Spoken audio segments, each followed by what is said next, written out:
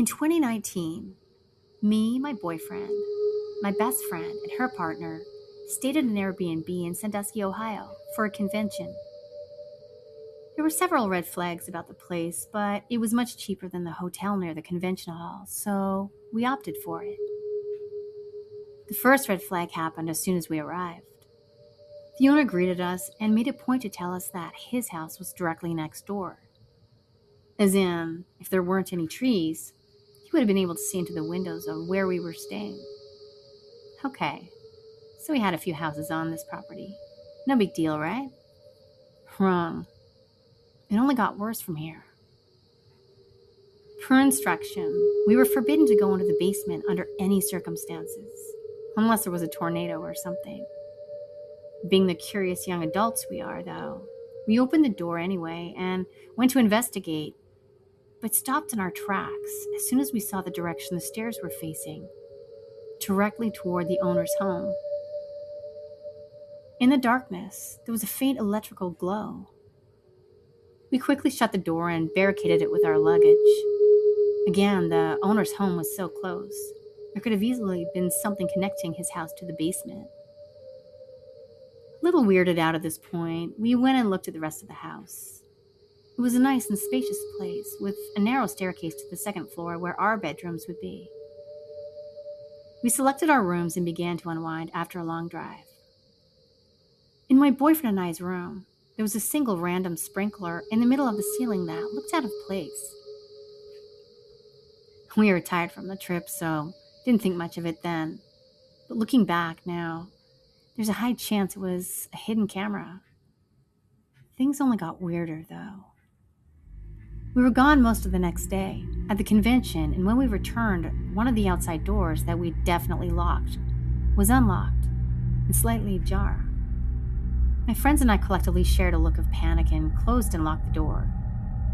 My best friend's partner suspected that maybe the owner needed to get something out of there while we were gone and didn't close the door completely on the way out. We made sure all our things were still there and then soon forgot about it because we discovered something more pressing. The locks on both the bedroom doors were now ineffective. We told ourselves they already were and maybe we just didn't notice, but I'm not sure I believe that. On our second to last night, my boyfriend and I were both restless over what was happening at the Airbnb and the day's activities, so we decided to try and find something to watch on TV to take our minds off it. We were flipping through the channels on the TV when suddenly came across a Windows 10 lock screen and no computer in sight. I opened the cabinets and looked around trying to find a computer connected to the TV. The dresser the TV was on was too heavy to move to look behind, but seeing where the wires were positioned, they could have very well gone through the wall and into the basement. We were too frightened to see the basement for ourselves to confirm or deny our suspicions of surveillance and owner interference, and who knows what else. Needless to say, we left as quickly as possible the next day and didn't look back.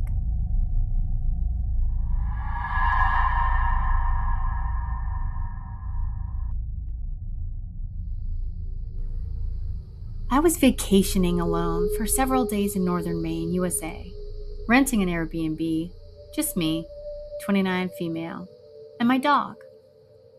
It was a few weeks after a breakup. We were in between homes, and I wanted to get away to reassess and sort out my life. My second day there, I ran into the neighbors who live there every summer, husband and wife with one adult child and a grandparent. They were extremely nice and welcoming, and knowing I was traveling alone, invited me for barbecues and drinks multiple nights. Day 4, I went for a long, challenging hike and came back excited to jump in the lake. While floating about, I'm chatting with the neighbors who were on their porch, and a man, probably 40, 45 years old, paddles over in one of those pedal boats.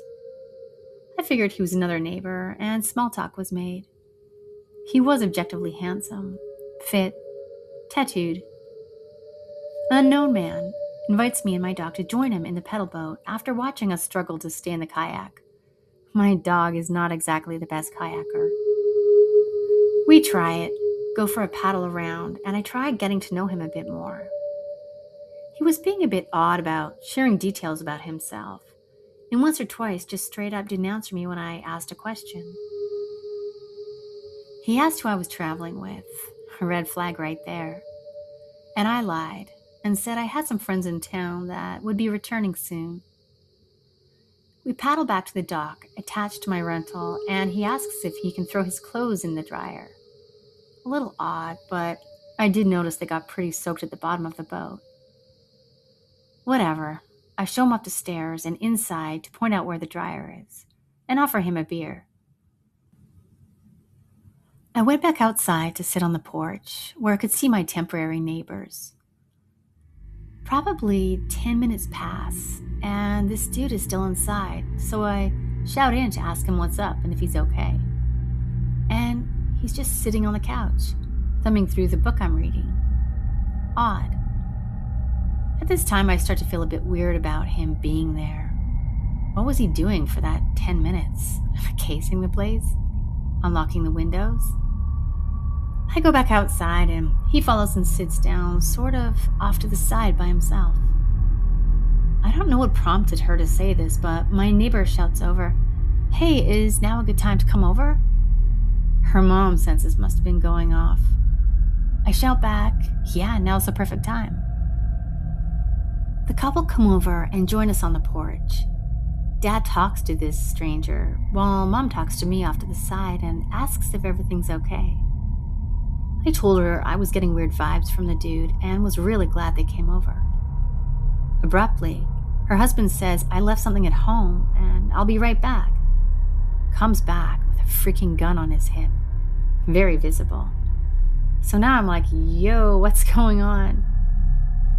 He points to the stranger's pile of clothes and shows me that he's got a gun as well. It's rural Maine, not uncommon, but with all the other red flags, I don't know.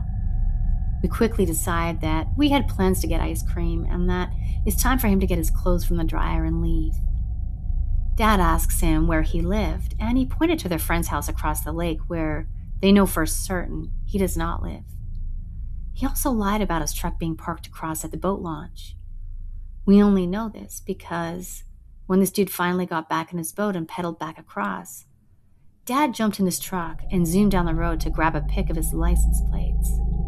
But there was no truck at the boat launch. I was kind of shaken up, and the three of us checked the house together to make sure all the windows were locked and all that stuff. We did actually all decide to go get ice cream after all, and on the way back on a long dirt road, who do we see but this stranger, walking all alone in the pitch black. These two were so kind and aware, and I honestly wonder if they may have saved my life that day. They say that they would sleep with their windows open and to holler if I needed them. But God knows I didn't get a wink of sleep that night. One final creepy bit. I was checking up the next day, and when I went to return the key to the lockbox outside, the lockbox was gone. I alerted the homeowners, and they had no explanation.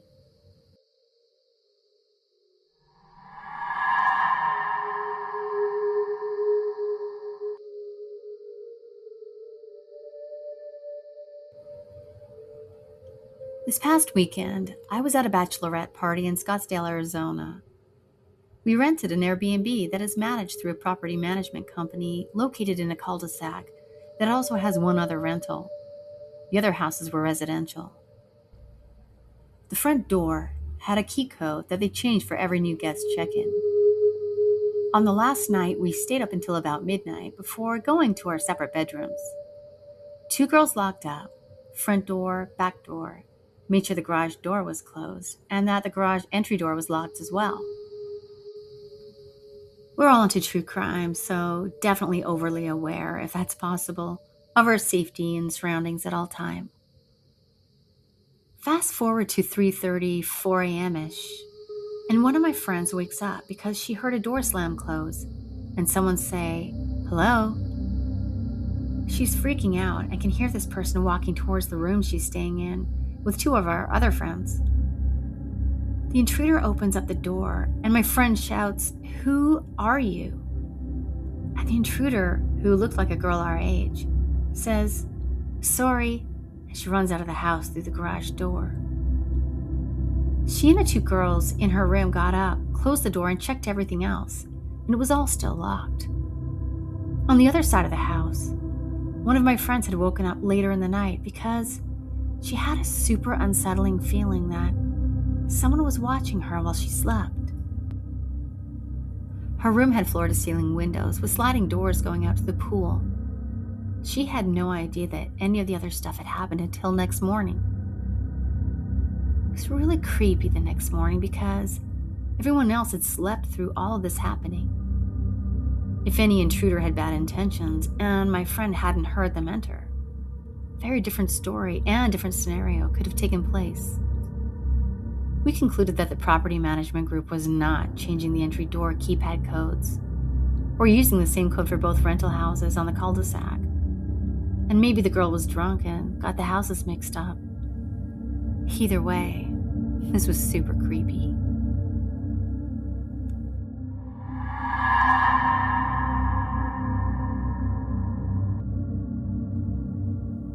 So, me, my boyfriend, his best friend, and his girlfriend drove up to Big Bear June 26th. Then a day later, another friend of ours drove up, and he was supposed to sleep downstairs and couples sleep upstairs, since there's only 2 bedrooms. First night, we stayed there. It was kind of creepy because the cabin was pretty remote, and of course there's absolutely no lights outside. It is the woods after all, with coyotes howling and bears, but nonetheless, completely normal activity. On the 27th, around midnight, my boyfriend and I are in bed when suddenly our friend sleeping downstairs comes banging on the door, freaking out, saying he saw shadows in the woods, and that the motion light came on, and there was thumping outside. Got a little freaked out, but my boyfriend got out of bed and checked the entire cabin, even went outside. Nothing. We go up to the other couple's room, where there's a porch with a sliding glass door that looks out to the woods. It's important to note, I'm naturally very anxious and a scared person, while my boyfriend, he's a rock. He's calm and logical, while I tend to jump to the worst case scenario. My boyfriend goes over to check the last place in the cabin. So he pulls the curtain and jumps and yells, "Oh my God." At this point, I'm terrified. My boyfriend is a 180-pound CrossFit coach, and to see a big guy like this scared is disturbing.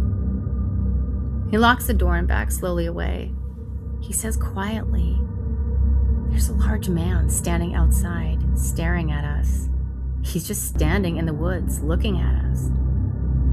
At this point, I'm thinking he's messing with me. He looks at me and says, "Go lock the door." That's when I knew he was serious. Everyone's freaking out. I run and lock the door behind us, and we all decide to stay in the room to keep an eye out. It's the middle of summer, and it's really hot, but we refuse to open a window. I'm so scared, but trying not to show it, as everyone else has seemed to calm down. About 30 minutes goes by, nothing happens. I get annoyed with the heat and the fact that there's 5 people in a tiny room, and 3 of them are men, so my boyfriend and I go back to our room. I'm still pretty spooked, so my boyfriend tries to cheer me up. At this point, it's around 1:30 a.m. I told him I was too scared to sleep with the lights off. He tells me that's totally fine and he understands, so we just lay there with the lights completely on. Finally, I start drifting off to sleep when I hear a thud. I sit up and look at my boyfriend. He looks at me. Then the power cuts. I immediately start sobbing. I'm trembling now and I can't see anything because it's pitch black. I try to get out of bed and run, but my legs get tangled in the sheets and I fall. My boyfriend picks me up and we grab our phone and run to the other room where everyone else is staying. Try not to be hysterical at this point. We try and contact the Airbnb host, but nothing will go through. I try to call my dad, but all of our phones say no service. We are alone out there. Thank God the friend who drove up after us had a different carrier because his phone had 1 bar. So he calls the local sheriff. I'm realizing now it's a bit of an overreaction, but at the same time, we thought we were going to die. He's on the phone with the sheriff, and they transfer us to the utilities company. We give the address, and they tell us that we're too far in the woods, and they don't cover that area. At this point, we are wondering if the entire area has no power, or if the man outside had just caught our power. I cry more, and we call 911 to report suspicious activity and a power outage. They send the fire department. A few hours go by, and it's 3 a.m., and suddenly, the power comes back on. We fall asleep, and the next day we talk to some locals in the area. We told them our power went out, and he said that it was strange and that shouldn't have happened. He also told us the only reason that ever happens in that area is because of a snowstorm. He couldn't explain it. So to the man in the woods who might have cut our power, let's not meet.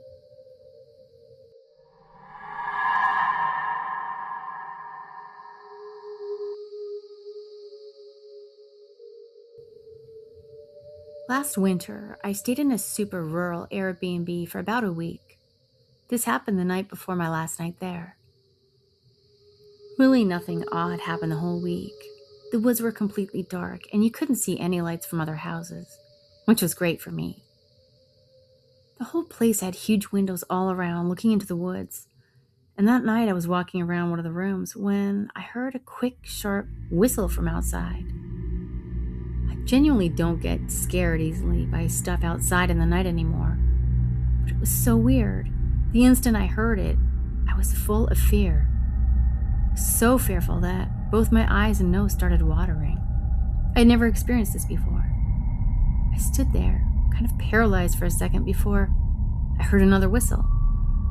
Just instantly went to close all the curtains and blinds and turned off the lights. I don't know why I felt the need to do that, but I sat there in the dark on the floor, so full of fear that my nose was literally dripping and tears were pooling in my eyes.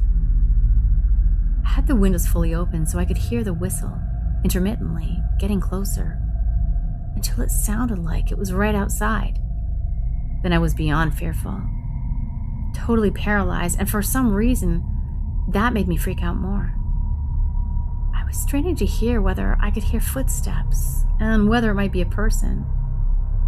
I kept hearing weird noises, but nothing that sounded at all like a person walking. Nothing that sounded like anything discernible. I waited for what felt like forever until I hadn't heard the whistles for a long time, and then crawled into bed, not looking out any of the windows. This event just stays in my mind because of how seemingly irrationally scared I was. I walk into the woods at night regularly, and have even run into hunters and weird-ass people. I was not scared once. Nothing that felt like this. I silently sat on the floor with my nose and eyes dripping and kept thinking, why am I doing this? And I just could not make myself move and look out the window or anything. And I lived in this area for 25 years before that. I'm very familiar with all the wildlife, the sounds. I don't believe it was the sound of any bird or animal. I can still hear that whistle. It was right in my head, right in my ears. Sometimes when I think of it, I can still feel the fear so much that my eyes start to water again. And I just wonder what that was.